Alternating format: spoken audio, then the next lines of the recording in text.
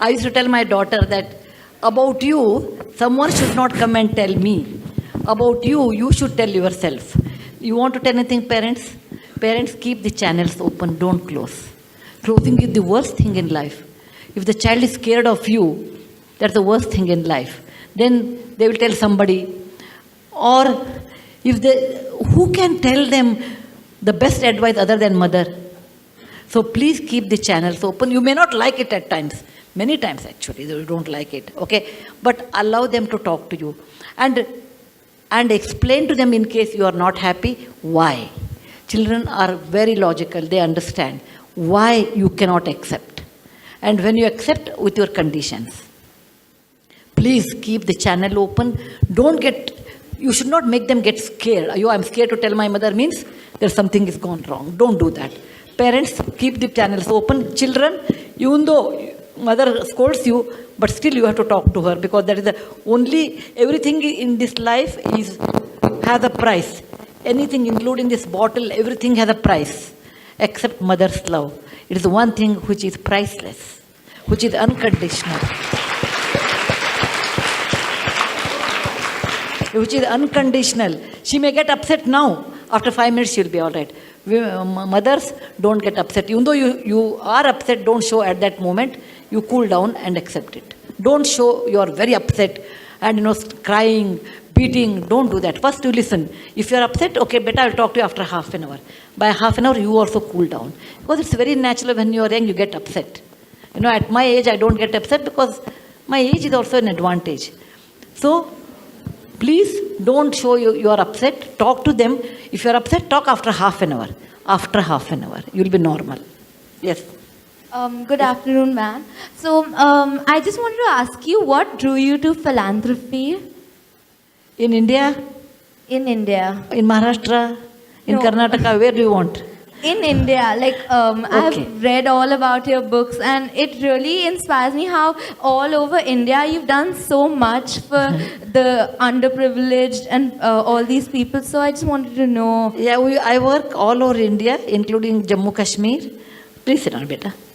Northeast, everywhere. For the last 20 years we are working, and we are working school children, building schools, building toilets actually. My first project was building toilets. We built 14,000 toilets. 14,000 toilets, 4,000 flood houses, handled 7 national calamities like earthquake, tsunami, floods, drought, in every field. Right now we are working in drought. In south of Maharashtra we started working. So we work in different areas for the last 20 years. And that I like that job, and that's the reason I say every day is a holiday for me, because I like my job so much. Good afternoon, ma'am. Ma'am. So in one of your quotes, you had said that you don't have a syllabus in life, you don't have a question paper, right? Miss, you had said in one of your quotes. No, I didn't get, come again. One doesn't have a syllabus in life nor a question paper. Miss, but how don't you have a model answer paper, Miss? Because the experiences that you learn from others, doesn't that become a model answer? In life, there is no perfect answer. See, in college and school, you have syllabus. Okay, between this and this chapter, if you read, you know how to answer. And you know examination dates also. After you pass out after your degree and go to a job, every day there is a crisis. Some days you may not have crisis. Some days you get all the crisis in one day. The ability to handle crisis, if you learn, then you will not have problem. Don't expect life will be very smooth. It's only in a movie. You meet a hero and get married. He will be in a big job. Everything is fine. One day the villain comes. In real life, not that. You may be very good worker. Your colleagues may not be good with you. You may be an excellent daughter-in-law. Mother-in-law may be a little nasty. Okay, these are all part of life. But nobody remains. Please remember, every difficulty is a helium balloon. It is not I have told. This one Dimple Kapadia told. I liked it. Every difficulty in life is a helium balloon. And sometimes it stays with you and then it goes up. She is not a graduate, but the kind of statement she made, I liked it a lot. So please remember, in real life, Undefined problems will come. If you are intelligent, you don't have to have your own experience. Okay, I will fail and I will learn. No. I will see somebody has some difficulty, how they passed out, or how they failed. Learn from them, and if you incorporate, you are a very smart person. If that failure affects you and you learn from your own hard work, you are an average person. Even though you fail and if you don't learn, then you are really a dull person. These are the three classes in real life. Learn from others' mistake, learn from your own mistake, don't learn from your own mistake. So try to become number one, learn from others' mistake. And if not possible, learn from your own. Don't ever think of the third degree. Okay, fine.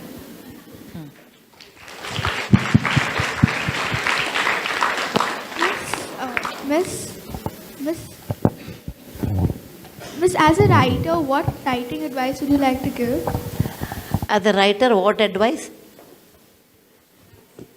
Writing advice. Writing Tips to give. tips. Even I think other day I told, one is, to be a writer, you should read a lot.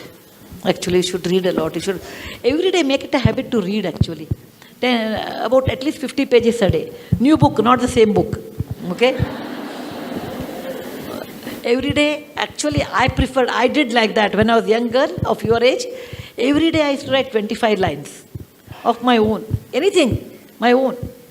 Like I went to the market, I saw these things, I came back, I helped my mother in the kitchen, like a diary. In our time, we had a diary. Today, that concept of diary is not there. So every day I have to write diary, and you can't write a story every day. So 25 lines every day I used to write. For several years, it improved A, my handwriting, B, my communication skills. So every day if you read, that helps you a lot to understand somebody's difficulties. Second thing is, you should be a very sensitive person. If some beggar is on the road, and if you are not sensitive, then you don't even bother. The most sensitive human being ever produced was Buddha, who was a prince, saw someone was suffering and became a monk. Other was Jesus Christ. He saw people are suffering from leprosy, and he gave up his life to give them medicine or to help them. People who are sensitive care for others. But nobody can become a Buddha or a Jesus Christ. That is the highest point. We are all normal people. Care for others, be sensitive, absorb the relevance, and do read every day. That makes you probably a writer. But initially what you write, you should not publish. Just write it and keep for some time. The reason is, when you are 16 or 18, your ideas are not matured. They are not practical. When you grow older and see so more difficulties, actually people who see a lot more difficulties can write better, because they know what is in somebody else's mind. If you are always, you have always money, you are always successful, then you may not be able to understand people who are not successful, what is their mindset. So you have to undergo all these difficulties to write better. And that is the reason I spend about 5 days in a year, just to understand what people feel. 5 days in a year, what I do, in a temple, I wash vessels. I don't do any other work except washing temple vessels, cooking vessels, etc., and cleaning the floor 5 days in a year, because it makes me to understand how a poor man lives on such job and what are their aspirations in life.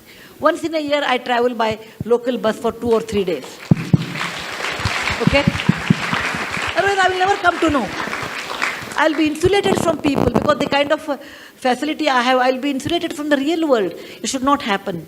And once in a year, or maybe twice in a year, I go by second class without reservation. Because I should know what life it is for common man. If you don't understand what is the life of a common man, you will never be able to understand their difficulties. It seems Henry Ford's granddaughter, you know that story, I suppose. Henry Ford's granddaughter was in a school, and the teacher told, write something about poverty. She did not know what to write, because she was Henry Ford's granddaughter. She came back and wrote, there was a couple, they were extremely poor, they had only 5-bedroom house. They had a car which was only 1-year-old model. They had only one cook and one driver. With that poor condition, they continued for some time. There is nothing wrong in her, because she has not seen what life is. So I would tell you, you must experience difficulties. You should mix with people, understand what they feel. And this is what life we lead is not a real life. Understanding someone's life is also equally important. That makes you a better writer.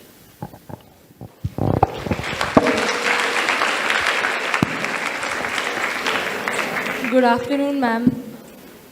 Ma'am, what is your... Where are you? Good afternoon, ma'am. Ma'am, what inspires you to do so much every day? Like, what is your inspiration? My schedule every day. Your inspiration. My inspiration are poor people, actually. My inspiration are poor people because when I look at them, I always say everybody wants to be born in a rich family. Everybody wants. Because it's a natural desire, no? You get good education, good food, good facility, everything. But there is an invisible line between poor and rich. Why people are born there, we do not know. There's not invisible, there's a visible line. There's somebody's decision that why somebody has to be born in that family, in that line, and why here. And we don't have control on that. So people who are born that side of the line, they may be as talented as you are, but they have less opportunity. And as a human being, I feel, I personally feel, I don't require that kind of a wealth to lead a normal life. Actually, in real life, people have a lot of misunderstandings regarding wealth. You have a lot of money, you live happily. No, money is only a facilitator in life. But you cannot eat golden rice. You eat the same rice. You really don't require the huge wealth to be happy in life. You require a mindset to be happy in life.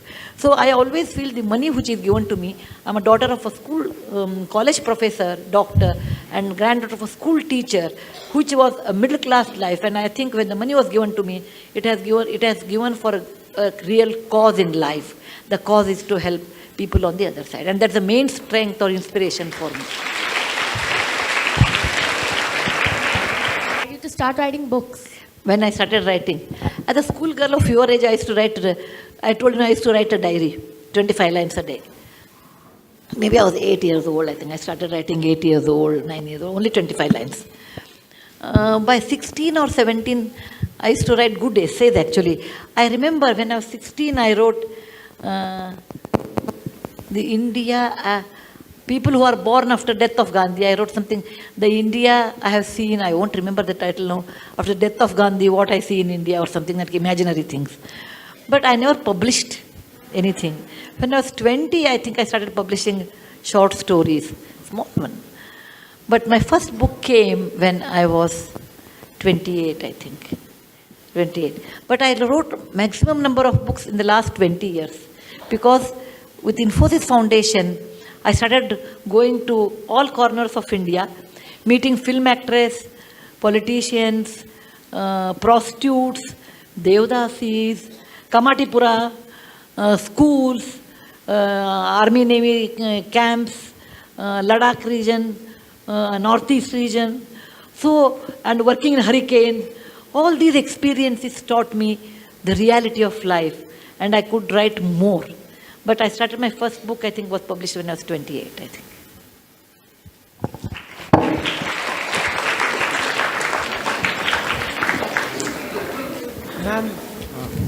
Ma'am, this question sort of...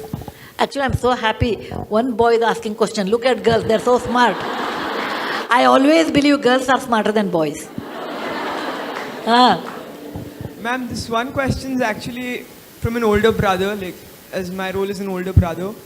How do you tell someone that you're there to help them?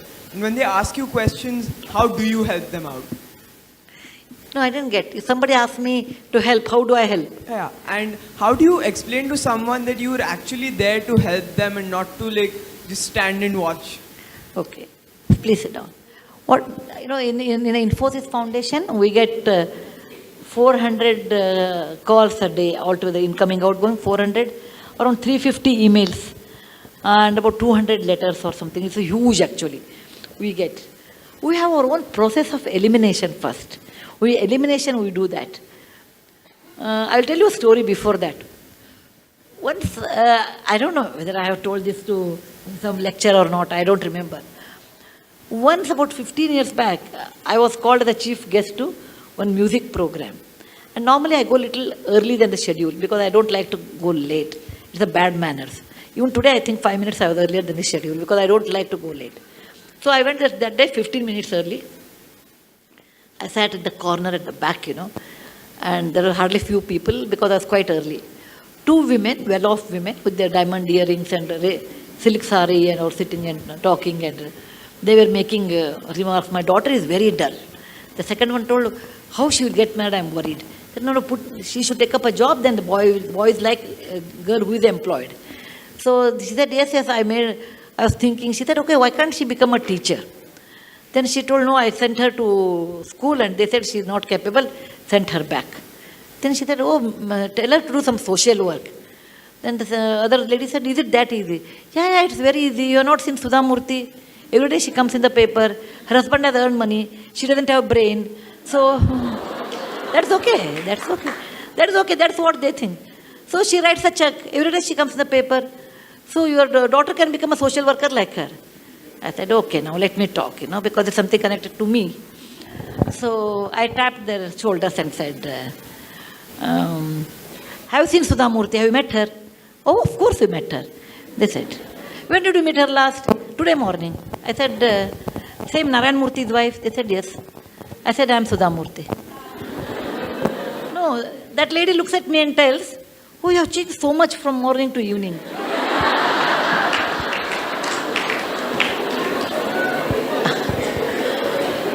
I told her, no, I want to clarify certain things with you. That's the reason I have talked to you. Don't ever look down upon teaching job. A teacher is the most respected job I ever think compared to any job, because they are creating characters, and that's the greatest thing.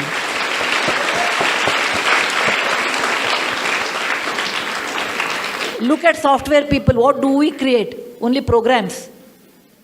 Whereas a teacher creates that many characters. Don't ever look down upon that. I said, if a doctor makes a mistake, the patient will go 6 feet below the ground. If a magistrate makes a mistake, the person will be hung 6 feet above the ground. If a teacher makes a mistake, the entire batch is wiped out. And it is such a sacred job. Don't ever look down upon that. Coming to social work. I said, just because one has money, one won't become social worker. One can be a donor. A person sits in front of me in 10 minutes, I should measure whether he or she is eligible for the help what you give. It is only a lip sympathy we talk. If I am giving money, how much I should give and when I have to stop. That means I have to assess a person sitting in front of me in 10 minutes. It's not like 10 days or something time I don't have, because I will have 17 appointments a day. So when a person comes to meet us and asking money, before that we do homework. For what they are asking, I have a loan of 50,000, we don't give. I'm building a mandir, church or a masjid, we don't give. I'm a Brahmin. I said it is not a criteria to be in life. You belong to one other community. I'm a Kannadiga, very good, but we don't give any money. I belong to Congress or BJP, we don't give any money to such. So we go on eliminating first. Then it comes to heart. In that, if we help a person, we don't do any lip sympathy. Oh, I'm there with you, such things we don't talk. We give, we don't give. If we give, with the condition we give. If you don't give, there is nothing to give. Then, if we want to give, we go on a simple principle. If I help for a project, is it going to help lots of poor people in that area? Bahujana hitaya, bahujana sukhaya. If I help, people ask us, I got an admission in Harvard, will you help us? I said no. In the same money, I rather give 20 children who are doing engineering. Because one fellow going to Harvard doesn't make any difference to me. But I rather make 20 engineers who are more useful to their families and the country. So, larger effect or impact on a larger people is always our criteria. And that's the way that is the way we go on assessing things. Then before that we do a lot of homework. Suppose I want to give something to a hospital. Before that we say, who are the people Who are the trustees? How are the trustees? Are they corrupt? Who are the beneficiaries? Okay, all the studies we do, it is like a horoscope kind of study we do, and then we give. So, in our work, if I have 100 hours, I almost spend 70 to 75 hours on investigation and 25 hours only on execution. Like writing a check takes 2 minutes actually. Then after giving the check, then we have a milestone. First year how they did, second year how they did, third year how they did. So we want all the reports. Then we send a third party inspection how work they have done. So it's quite a complicated, but we do a lot of work before we give money. Arsh, Okay, tell me. I've read a few of your books and I want to ask the question if they are really based on your life and they have a real meaning. Which book you have read? I've read the Secret of the Lost Temple, I think. Okay, I'll tell you a story about it. I know the real things I will tell you. There are some books which are 100% real or 99% real. 1% I change the name, make the situation different. Wise and otherwise, the day I stopped drinking milk, how I taught my grandmother to read, they're all real. The old man and his God, they're all real stories. For children, grandma's bags of stories, magic drum, the bird with the golden wings, they're all imaginary. Whereas this book, the Magic of the Lost Temple, is 50%. I have a granddaughter by the name Anushka, and she is 4 years old. I'm assuming when she is 10, she will be like what I have written there. And the grandmother in that is me. Okay, that is me. And that was my granddaughter. And I lived in a village, but now I live in Bangalore. I assumed I go back and live in my village, and Anushka comes from Bangalore. How I will interact with her. They're all real, but imagination is I'm going to village. The pure imagination in that story is 3. The Somanaka temple, there are 3 temples, right? That's all imagination. 50% is truth, 50% is imagination. That's for Nooni I wrote, and even there I call her a Nooni in that.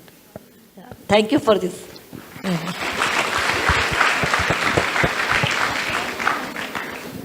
Good afternoon, ma'am.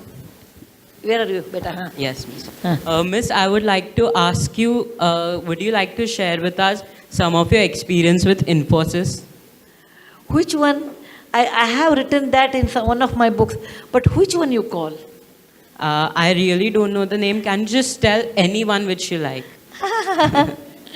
It's hard to tell, but I can tell you, starting Infosys with a 10,000 rupees journey, I never ever thought or dreamt we'll become famous, rich, nothing I dreamt.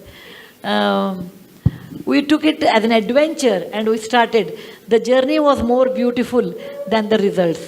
We did, of course, we became famous, we got money, etc. But the journey itself, without expecting anything, that journey itself was beautiful. And I think in one of my books I have written that I will do it is one lesson I remember. Other one is a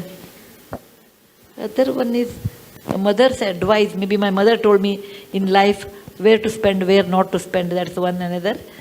I suppose that's all I remember. But the journey of Infosys itself was a beautiful journey where, you know, we had very little money, but we had a lot of confidence because we never ran after money. Please remember, if you ran after money, money runs away from you. If you run after good work, money comes behind you. And that's what Infosys is, that we ran after a good value system.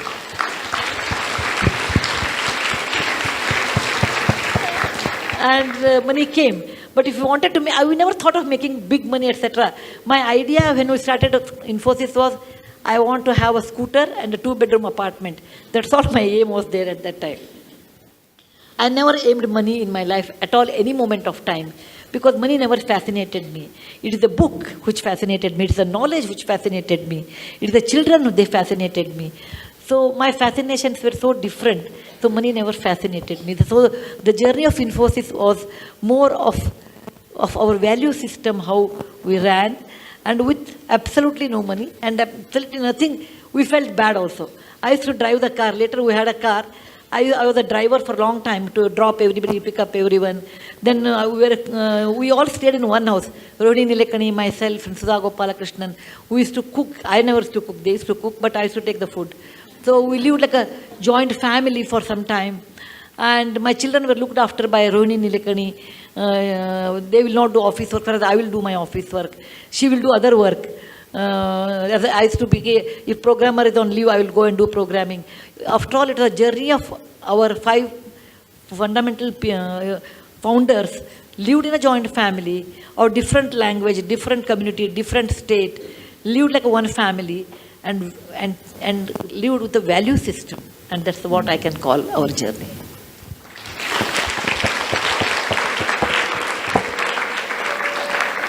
Can we open the questions to the parents, please? Just raise your hand and I'll... Because last time I could not answer students in a crossword. I was feeling very bad. It was already 9:30. So I thought this time let me talk to children. That's it. Okay. Ma'am, it's a pleasure to hear you today. Pardon? Which one you ask question?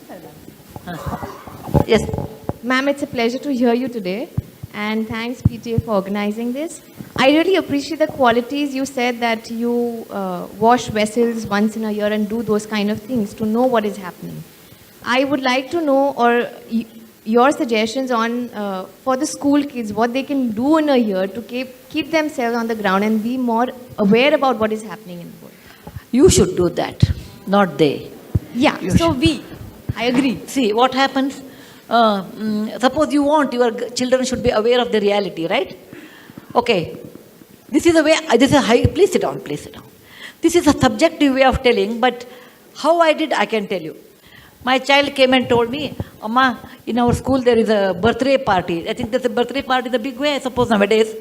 There's a birthday party, my friend's house, they take us to some 5-star restaurant. Some well-off parents can take. There's nothing wrong, because everybody has their way of doing birthdays. There's nothing, I will comment on that, going to 5-star hotel is less or not good or nothing of that sort. That's their parents' wish. He went once, I think his classmate's birthday was there, and my child, Rohan, my son, went to birthday party, came and said, Amma, it was so good, and my birthday, I want to take. I said, no, Bill, you can't take. He said, why? I said, Rohan, please remember, how much it will cost? Let us talk about it. Each child, let us take 1,000 rupees. You call about 50 people, your class. How much it costs? 50 into 1,000 is how much? 50,000 rupees. He said, Rohan, please remember. I told there was a person who used to come and drive our car. I said, he has 2 children. They are as bright as you are. Okay? Their school fees are probably in those days 10,000. If you give 20,000 to them, they can go to a better school, beta. For your birthday, I am not denying you should not do, etc. I will buy samosa. Okay? I will buy samosa and rasna packet. Or nimbu sharbat, something there. No, mango drink was there. What is that? Maza, not maza. Fruity. Yeah. Fruity in those days. I am talking about 25 years back. So I will spend for 50 children, plus our driver's children, everyone, altogether this much money. More than that, I think you should not spend, because what you are doing is wrong according to me. Those 2 children will not go to school, whereas you spend 50,000. And he didn't like it. What I said, he didn't like it. He said, oh, you always give me hishob. That means you always give me plus, minus, always a balance sheet. I said, think over it. I will give you 3 days time. And after 3 days, he came back and said, okay, I agree, but along with samosa, you should give us 1 gulab jamun or something. I said, fine. Okay? So I told, and in front of him, I gave 10,000 to our driver's children in front, through his hand. I said, Bill, from your account, there is a 50,000 rupees. Out of that, this is the way you have spent. This much money is left, and this you should give it to some good cause. And I used to take my children, when I wash vessels, I used to take my children to wipe them. You have to take your children. Fortunately, I had a job like this, where I go to Lambani tribal area, etc. I used to take my children. Come with me. I can show you they are very good children there. They don't have an opportunity. Is it not your duty? So I used to tell me, you make me so guilty, Amma, to spend any money. And today, because every time you'll bring one case like that. So today he says, Amma, what you did was a fantastic education, that when we spend so much money, we never think of someone else. And that sense of caring for others. For example, we have a cook, and cook always gets food. So the cooks normally used to eat in the kitchen. I told one day, Rohan, I was talking about equality in life or some topic. When they become 14, 16, I treated them like adult. Just like adult. At least after 14 boys, after 16, girls also 13 only you have to do now, 1 year early. I treated them like adults, and we'll have a conversation on a dining table. I talked about equality, and I was talking about slavery in America. Equality is so important in life.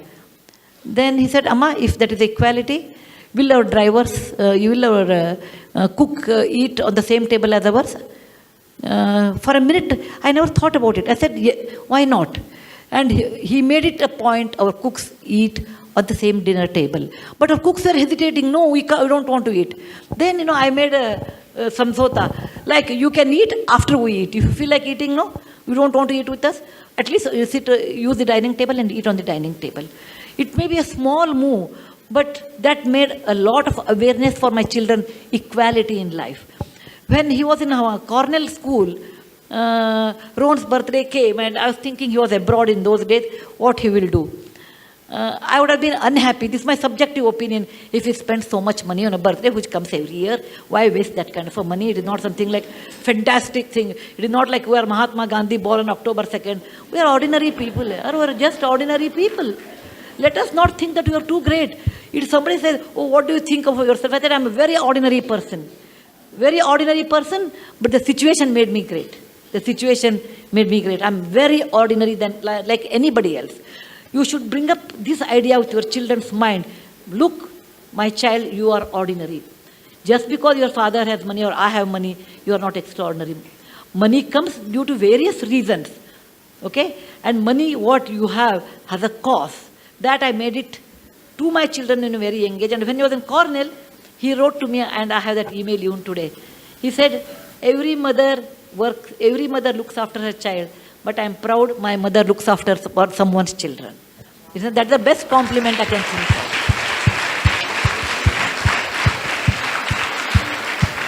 He got a scholarship. Then he got a scholarship, and he sent the very little money. He must have had 1 lakh rupee or something, not great money. He wrote to me, Amma, this money should be spent on my birthday to all those Jawans who died in the parliament attack in 2001. They died there so that we can live in free democratic India. It is not a big money. It is not a big money. But that idea of sharing wealth with somebody, idea of being sensitive, someone is poor and they have a right to live, and making equality along with our own driver and cook. Such ideas you have to initiate to your children. That is very important. Most of the time we don't do that because we think what others will think, what is the status. Suppose my neighbor comes, my cook is eating on the dining table, what they think of us. All those false values, all those, tightened compartments we build around what people think. Let them think what they think. You cannot live on people's opinion. You have to live on your own opinion. And that you should understand to tell your children. Children will be, for many years, children will carry your values. Later, once they are married, their wife's value, once they are exposed to different values, that goes on changing. But to some extent, great extent, you can reflect it. Yes, please. Good afternoon, ma'am. Yeah. This lady wants to, yellow dress, she wants to ask. Yeah. Good afternoon, ma'am. Who is that? Ma'am, this is here. Good afternoon. Thank you. It's a lovely afternoon. You have given us a very beautiful lecture as well as a very good knowledge. My last question, probably there may be many parents like me must be wanting to ask questions. One challenge which I am facing these days is gadgets. So how to correlate a story to have a restrictions on the gadget on my children or many parents like me? I'm sure. Thank you. I'll tell you. Sometimes I say, thank God, my children are not born in this age, What are the gadgets we will have? iPhone. Phone is the most culprit, right? iPhone, iPad, laptop, Television. television. Let's take only 4. What is the age group of your children? Oh, still you can control, okay. Up to up to 18 you can manage somehow. Once they go to college, it becomes hard. But again, okay, 10 and 13 still you can manage. Put the switch off TV. You don't see TV. Put off, sell the TV. No see TV at home. Or if you have TV and they're really fond of TV, as a dessert, 10 minutes. Okay, as a dessert, okay? Put it off. Second thing, you have to tell children why not TV. Because once I told some film actor that one, anything, I can give a sermon, 2 people will understand. I can write a book, 10 people will read. If I act in a movie, thousands of people will understand. That's the result. Dangal is very, very good social message because entire country celebrates the birth of a daughter now. So, what you see in television, children absorb it with a high density. Most of the serials, with all ornament, fake though maybe fake, lot of ornament, big sindoor, and actually I'm wondering who wears that kind at home. I've never seen somebody wearing. And that chakpaki ka sari, red color, pink border, pink color, black border. And I wonder how do they work at home with that kind of a sari, because even with salwar kameez, they're so hard to work at home. And they must be having 10 cooks at home, I feel, when I look at that. They're all unrealistic. You have to tell children, beta, they will make money. To make that money, they will add all these spices. But in real life, no family lives like that. So, I went to somebody's house. It was about 15 years, 20 years back actually. That day it was a Draupadi Vastraparana was there. And my friend's daughter was getting married. So she said, Sudha, the marriage at 6 o'clock. I said, what, 6 in the morning? December 6 in Bangalore means temperature is 10 degrees, 12 degrees. Who will come for Muhurta? She said, the Pandit said, today the Draupadi Vastraparana, 9 o'clock is serial, and 6 o'clock is one Muhurta. Other Muhurta is at 9 o'clock, and I will not conduct your daughter's wedding. 6 o'clock was the wedding Muhurta. So, you should see TV, but to not an extent become addictive or its slave. It may be TV, it may not be TV. In general, slavery is bad. It could be for gutka, it could be for cigarette, it could be for alcohol. Because, my next book is going to come with alcohol anonymous work, how people become alcoholic, how women become alcoholic, how children, parents seeing that children become. So on that I'm writing an essay, and for that I'm working on with alcohol people now. What makes them? They say any addiction is bad. It may be too much work, too much movie, too much television, too much eating.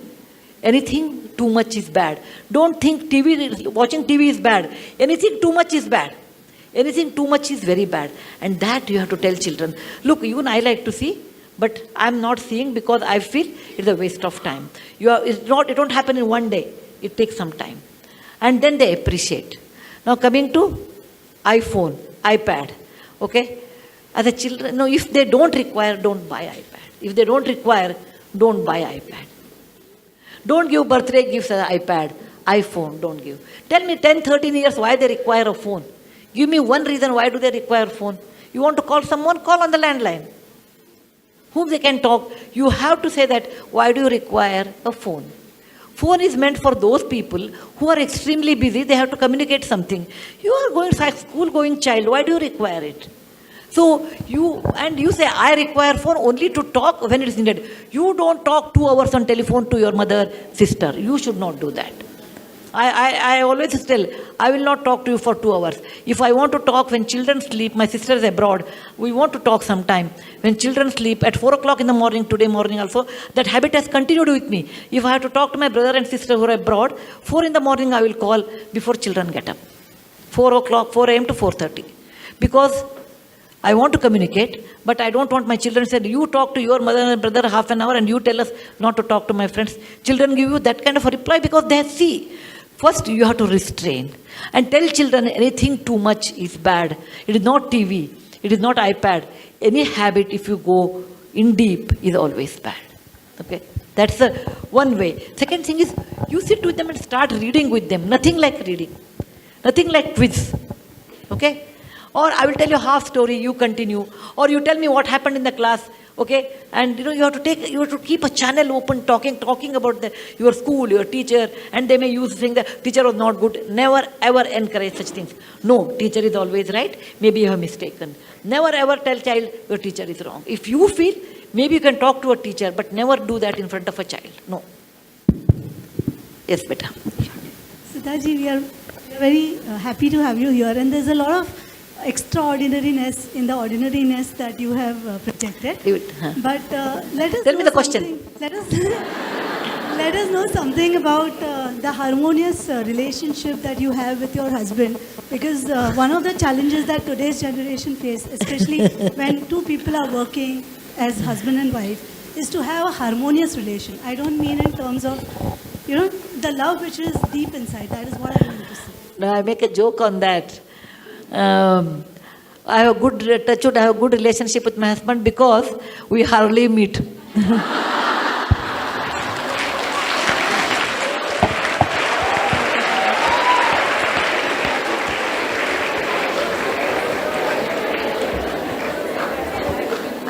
I will tell you the answer. My husband travels 20 days in a month abroad. I travel 22 days in a month village. Okay? How many days are left? 6 to 8 days in a month. So when you are with each other for 6-8 days, why fight? Okay? No, the real reason is not that. The real reason is, this is highly subjective, and I belong to one generation behind you. Please understand. I'm one generation behind you. The value system, the marriage, the commitment was so different than what it is today. You marry for life, that is the first fundamental thing. And my mother told me when I got married, if you fight with your husband and come back, I will not open the door. You have to adjust. And I married into a big joint family, which I was not used to. But one thing I realized, as a woman, every woman feels her husband should listen to her. Every woman feels. If someone says, I don't, then it's not correct actually, because that's what we expect in marriage. My husband should listen to me. Man also feels my wife should listen to me. That we don't worry. Over a period of time, I realized a person like Murthy, who eats, breathes, drinks Infosys, cannot spare any time for us, for the family.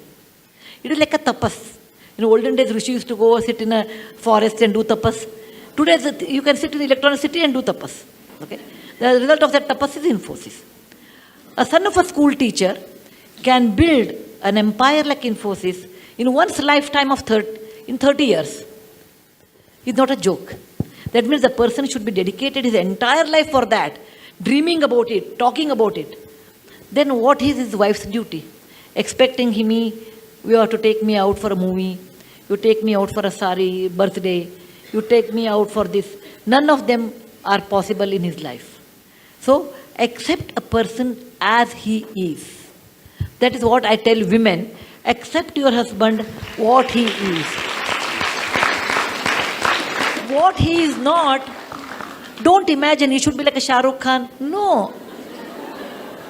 Accept your husband, that bundle. Some good points, some negative points. Because I have some plus, I have some minus. Accept your husband what he is. And the moment you accept, life becomes easy. Second thing, little bit philosophically I thought. After some time, not immediately after marriage, maybe after 5-6 years I realized. Everybody, like what I told, everybody has his or her own life. I have been brought up in a different atmosphere. My father was a doctor. Murthy's father was a school teacher. There were 8 children, we were 4 children. When you are brought up in a different atmosphere, your way of looking at life is also different.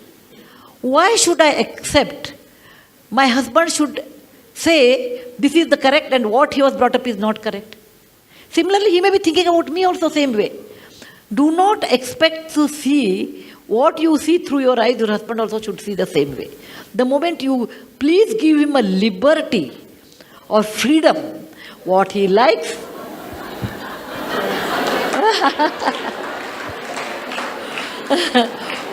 please allow him the liberty or the freedom, what he likes, why he wants to spend money on A, B, C, D, unless it's harmful for the family.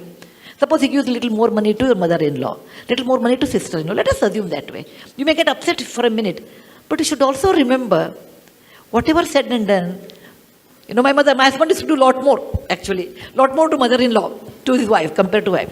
Initially, I used to get upset. Then I realized, I knew my husband at the age of 26. First 26 years, who has taken care? She deserves more. She deserves more. Tell your mind, don't compete with her. After all, he was her son first, then my husband later. And this liberty gave me so much freedom not to contest with him for anything. And even now I tell him, look, as a friend, I feel what you are doing is wrong. As a friend, whatever projects they take, I think as a friend, if something is wrong, I tell him, as a friend, I will tell this is wrong. As a family unit, I'll accept it. Decision is yours. And I expect same thing from him. And he does that.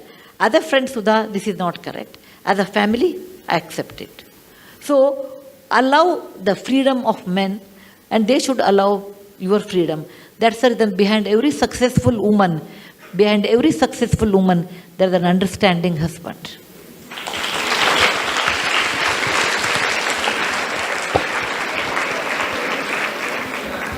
Ma'am, you are working from so many years actually till this age. How do you manage so many roles? How do you try to manage so many roles in a day in your life?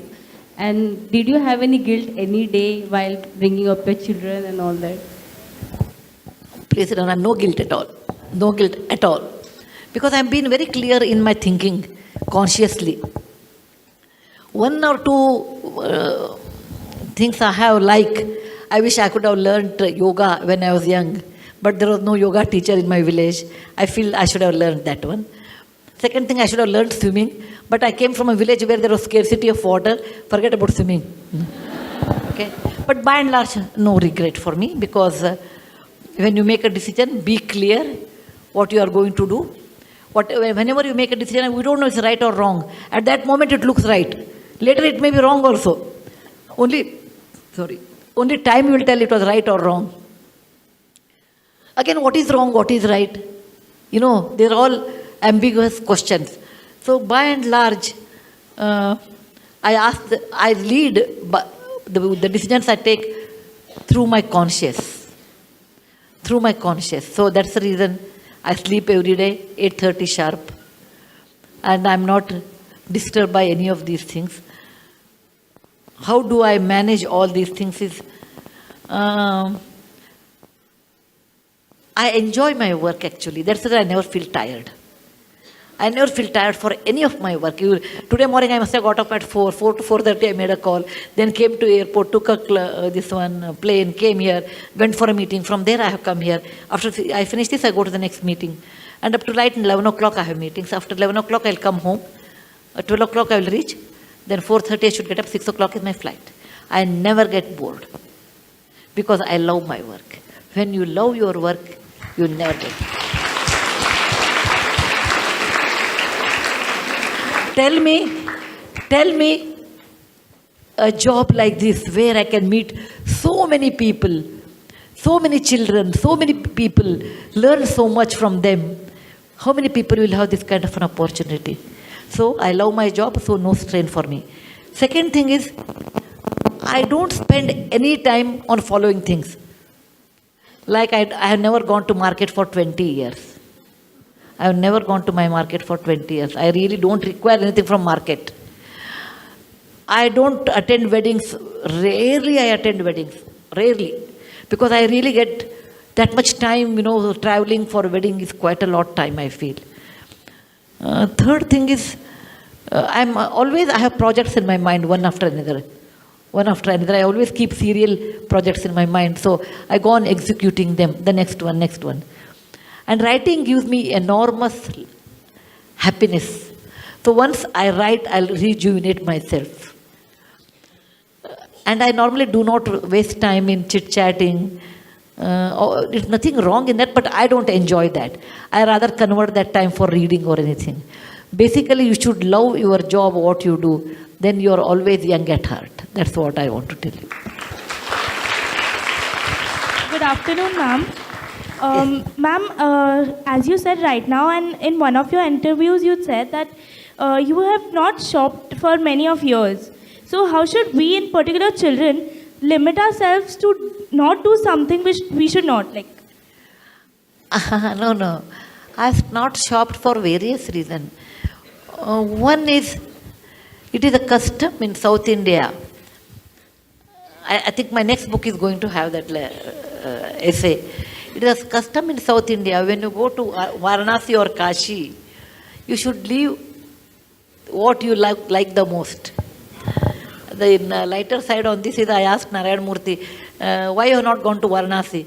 He told, what you like the most you have to leave. So I have to leave you, so I can't go. It is a joke. The custom is, when you go to Kashi, you have to leave what you like the most. There's a custom in South India. My grandparents were very old and they wanted to go to Kashi and have a bath in Ganga like any religious people in India. And they could not do it because they were in a village, they were old also. So when I grew up, I went to Varanasi on their behalf and I took water in my hand. I never thought about it.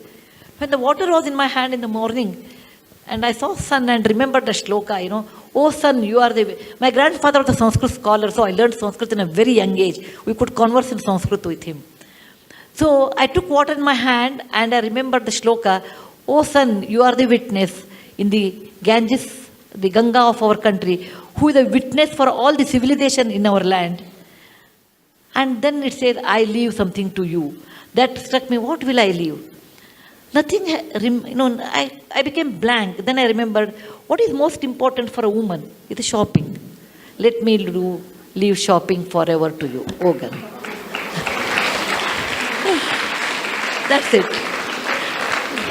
After I had my bath, I came up and I said, what did I tell? I leave shopping forever in my life? How can I do that? Then my mind said, my conscience said, nothing is impossible in life. What is there to shop in life? It's okay. I was, I think, 45 years old. 45 years old. I said, you have shopped 45 years. What is there? It's only a mindset. And believe it or not, I removed my mind from shopping and I have not gone at all. Or I don't even know what is existing, what is non-existing, how much it costs, nothing. It has given me a tremendous strength to control the mind. Like how Jains do. Jains have a very fantastic way of controlling mind. And that is the best way, that what you like the most, you should leave it. But still I buy medicine, traveling, books and all those things. Still I do. Some good friends give me saris, once in a year or something. For the last 5 years, even I stopped taking saris also. I said, why do I need? After 60, you should never accumulate anything. Because it's a time where you have to give away. So, when you make our mind, think over it and make it. Make it and then don't break it. So don't make it when you're 10, 15 years. Let it be some 35, 40 years. By the time you've seen enough in life. Yeah, last question, okay? Yes, beta. Let her ask. After all, a child. Huh. So some of the topics that you write about and that you focus on are very serious. Like? Like dowry deaths, I just read Wise and Otherwise. What inspired you to stand up for all these? They're all real. Yeah. They're all real. I've seen dowry death. Then that's the reason I used to work in that area. Then I wrote it. What I see, I write. Okay. Yeah. Miss, one of your stories was about how you helped two young boys who were underprivileged, and moving on in life, one became a shop. He owned a garage fellow, and one was a doctor.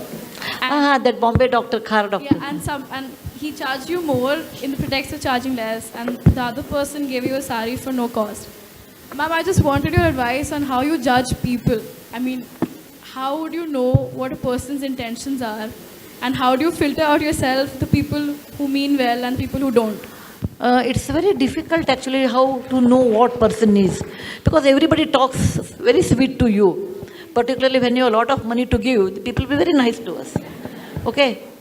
But if someone talks too much about me, I think ati vinayam durta lakshanam. That means this fellow you never know.